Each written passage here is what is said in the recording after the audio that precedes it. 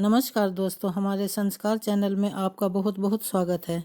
आज हम आपके लिए लेकर आए हैं करवा चौथ की पौराणिक व्रत कथा।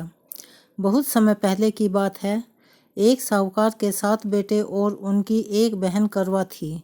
सभी सातों भाई अपनी बहन से बहुत ज़्यादा प्यार करते थे, यहाँ तक कि वे पहले उसे खाना खिलाते और बाद में स्वयं खाते थे। एक बार उनकी बहन ससुराल से मायके आई हुई थी। शाम को भाई जब अपना व्यापार व्यवसाय बंद कर घर आए तो देखा उनकी बहन बहुत व्याकुल थी। सभी भाई खाना खाने बैठे और अपनी बहन से भी खाना खाने का आग्रह करने लगे, लेकिन बहन ने बताया कि आज उसका करवा चौथ का निर्जला व्रत है। वह खाना सिर्फ चंद्रमा को देखकर उसे अर्घ्य देकर ही खा सकती है। क्योंकि चंद्रमा अभी तक नहीं निकला था, इसीलिए वह भूख प्यास से व्याकुल हो उठी थी। सबसे छोटे भाई को अपनी बहन की हालत देखी नहीं गई और वह दूर पीपल के पेड़ पर एक दीपक जलाकर चलने की ओट में रख देता है। दूर से देखने पर वह ऐसा लगता था जैसे चतुर्थी का चांद निकल रहा हो। इसके बाद भाई अपनी बहन को बताता है कि चांद निकल आया, तुम उसे अर्घ्य देने के बाद भोजन कर सकती हो। बहन खुशी के मारे सीढ़ियों पर चढ़कर चांद को देखती है और उसे अर्घ्य देकर खाना खाने बैठ जाती है। वह पहला टुकड़ा मुंह में डालती है तो उसे छींक आ जाती है, दूसरा टुकड़ा डालती है तो उसमें बाल निकल आता है। जैसे ही तीसरा टुकड़ा मुंह में डालने की कोशिश करती है तो उसके पति की मृत्यु का समाचार उसे मिलता है। वह बौखला जाती है। उसकी भाभी उसे सच्चाई से अवगत कराती है कि उसके साथ ऐसा क्यों हुआ। करवा चौथ का व्रत गलत तरीके से टूटने के कारण देवता उससे नाराज हो गए हैं और उन्होंने उसे दंड दिया है। सच्चाई जानने के बाद करवा निश्चय करती है कि वह अपने पति का अंतिम संस्कार नहीं होने देगी और अपने सतीत्व से उन्हें पुनर्जीवन दिलाकर रहेगी।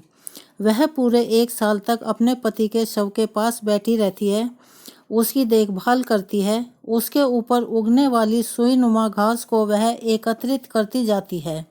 1 साल बाद फिर करवा चौथ का दिन आता है। उसकी सभी भाभियां करवा चौथ का व्रत रखती हैं। जब भाभियां उससे आशीर्वाद लेने आती हैं तो वह प्रत्येक भाभी से कहती है, यम सुई ले लो, पिए सुई दे दो, मुझे भी अपनी जैसी सुहागिन बना दो, ऐसा आग्रह करती है। लेकिन हर बार भाभी उसे अगली भाभी से आग्रह करने को कहकर चली जाती हैं।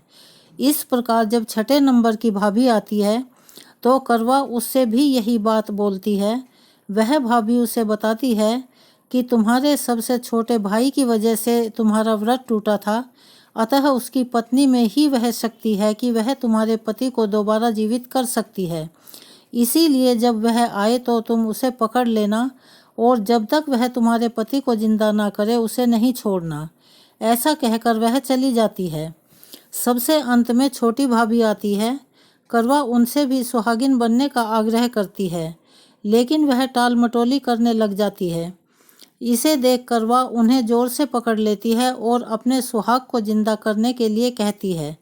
भाभी उससे छुड़ाने के लिए नोचती है, खसोटती है, लेकिन करवा नहीं छोड़ती।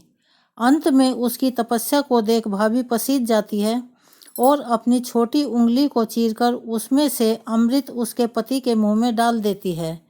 करवा का पति तुरंत श्री गणेश कहता हुआ उठ बैठता है। इस प्रकार प्रभु कृपा से उसकी छोटी भाभी के माध्यम से करवा को अपना सुहाग वापस मिल जाता है।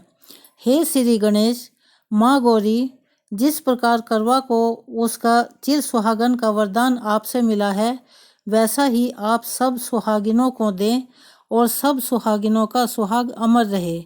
अगर आपको हमारी यह कथा पसंद आई हो, यह कहानी पसंद आई हो, तो प्लीज़ हमारे चैनल को सब्सक्राइब करें, ज़्यादा से ज़्यादा शेयर करें और ऐसी ही कहानियाँ हम आपके लिए लेकर आते रहें। हमें सहयोग दें। धन्यवाद।